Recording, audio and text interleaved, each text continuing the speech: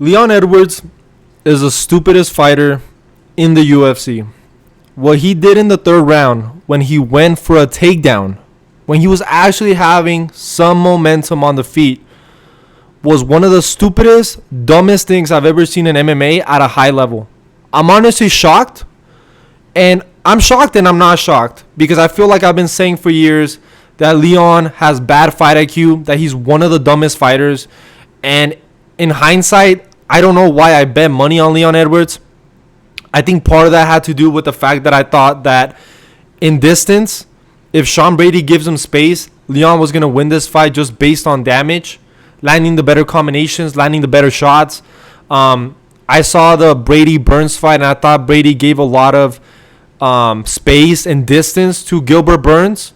And I thought that if he would have done the same thing against Leon, that Leon was going to piece him up on the feet. Maybe not knock him out, but maybe win a decision.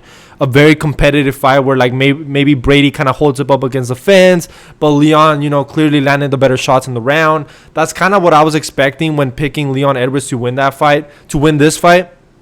And like I said, I think a lot of the things that I said in my breakdown were true.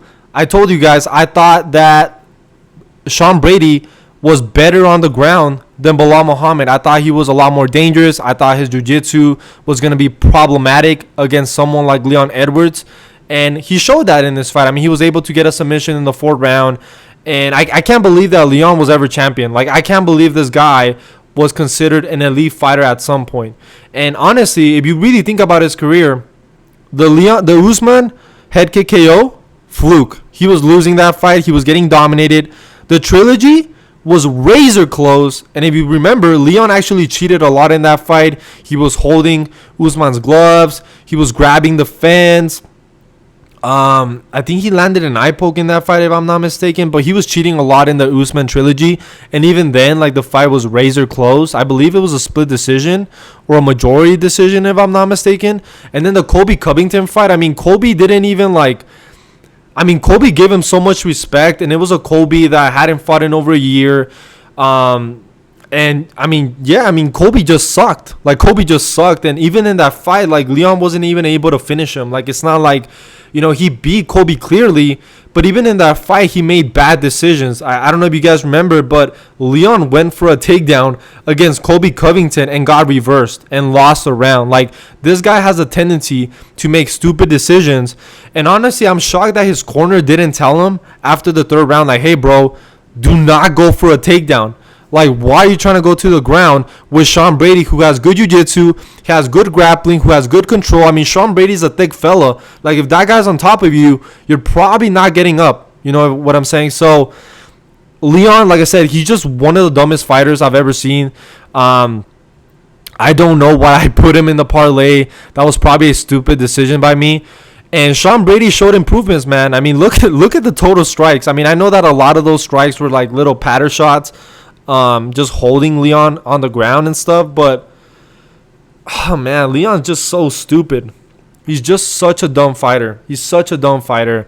And Sean Brady did exactly what he needed to do. I mean, he took notes from the Bilal Muhammad fight. He said, look, if I'm in this guy's face, if I pressure him, not give him any space, not giving him any time to really react to any of the shots, you beat him. You beat Leon Edwards that way. And I thought Leon was going to make adjustments in this fight, and I should have known better. Like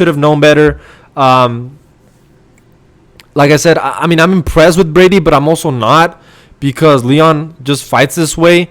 I need to see Sean Brady maybe against an Ian Gary, maybe against a Shavkat Rakhmonov would be nice. I don't think he's going to get the next title shot. I think JDM versus Bilal is happening. And then based on the winner of that fight, we could even see Islam move up.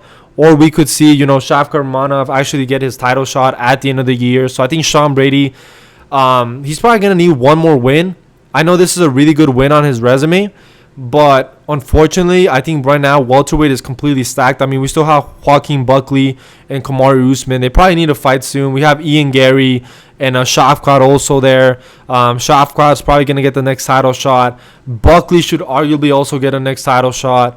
Maybe Joaquin Buckley versus Usman, and then Sean Brady maybe fights an Ian Gary. I don't know. That's going to need to happen, guys, because unfortunately, as much as this is a good win, there's a lot of contenders in the welterweight division, and I just don't see Leon coming back from this. I think, dude, like losing in your hometown this way and just fighting in this manner, having no killer instinct. And the thing is, too, guys, is that Leon is a very good striker, but because he doesn't have a lot of power in his hands, he doesn't have a lot of combinations, it's hard for guys like Brady, like guys like Bilal, to really respect him on the feet. Like, it's really hard for those guys to respect him, and because of that, they just pressure him nonstop and give him no respect. And that's basically what we saw in this fight. And then for the co-main event, we had Jan Blachowicz versus Carlos Ulberg. I thought the fight was pretty close, pretty competitive, which was kind of what I was expecting. Like, I did not believe that Carlos Ulberg should have been that big of a favorite, even though I did think that Carlos Ulberg was going to win this fight. I just thought, Carlos Ulberg, he's not, I don't think he's all that good, but I thought he's a younger fighter. He's long, he's tall, he throws really good volume. I don't know how Jan's going to look after all these surgeries, and I think Jan looked pretty good. Like, arguably, he should have won this fight. I thought he had won the first and the third round, but they gave it to Carlos Ulberg. I don't know if I agree with that decision. It was pretty close, so I wouldn't go as far as to say that it was a robbery, but I think Blachowicz looked good. I think he looked good for his age. I would like to see him fight the loser of Khalil Roundtree versus Jamal Hill, or potentially maybe even the winner, and then Carlos Ulberg versus Yuri Prohaska. And I think Yuri Prohaska probably knocks out Carlos Ulberg. Like, I don't think, even though Carlos Ulberg won this fight, he didn't look all that impressive. Like, he didn't look like a minus 225 out there. Or I think he might have been a bigger favorite going into the fight. Right here it says minus 225, but I even saw minus 250 for Carlos Ulberg, which was absolutely insane. And honestly, I almost bet money on Blachowicz, but I just could not bet money because I was like, man, he hasn't had a good win in a couple years. I feel like his body language at the end of the fight doesn't give the judges like a good look. Like, he doesn't give a good look when he looks all tired. He looks old and weathered. And even though Carlos Ulberg wasn't necessarily landing a lot of shots, just because of his body language, because he's the guy that looks, younger, and he doesn't look as tired, I thought he was going to win that fight. You know what I'm saying? So, overall, guys, this card was pretty mid. We had no knockouts. There was a lot of submissions, a lot of decisions.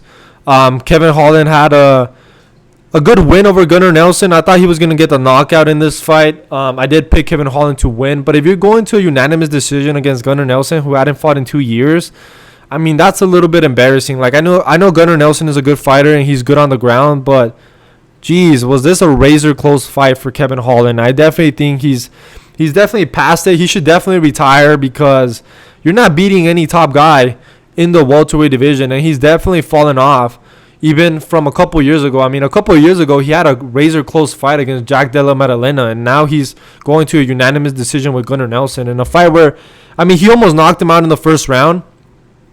And then, he did drop him in the first round. And then he did a very good job of landing punches from his back and, fighting from his back. So even though Gunnar Nelson was taking him down, I think Kevin Holland did a pretty good job of just being active on the ground, threatening with submissions, landing, back fists, landing kicks from the ground. So it is what it is, guys. This card was not all that great. I don't know, man. I think the UFC is definitely falling off. And I know that's not a new concept. That's something that we've been saying for the longest. But I feel like half the UFC roster needs to go. I really do believe that. And I know some people are going to get mad, especially the hardcore fans. But, dude, like, if you're a fighter and you're in the UFC, like, UFC is considered, like, the top league of MMA in the world. And, all these fights, like, some of these fighters I look at and I'm like, dude, you should not be in the UFC. Like, you should straight up, like, Molly should have never been in the UFC. Some of these women fighters should not be in the UFC. I just feel like half this roster needs to go because right now the cards are starting to feel very watered down. You know what I'm saying? Like, Leon and Brady, like, it's a high-level fight, but it's not a banger fight. Like, you know what I'm saying? Like, I understand why it's a main event, but, man, like, think about a couple years ago. A couple years ago, we had Tom Aspinall versus Volkov. We had Arnold Allen versus Dan Hooker. I think we even had Topuria on the card. We had, I believe we even had Paddy Pimblett. Like, the cards in London used to be pretty fun, but, like, what is this, man? Like, what is this? And the thing is, like, I know these are like big names. Like Leon's a big name. John Blachowicz is a big name in the MMA community. Kevin Holland's a big name.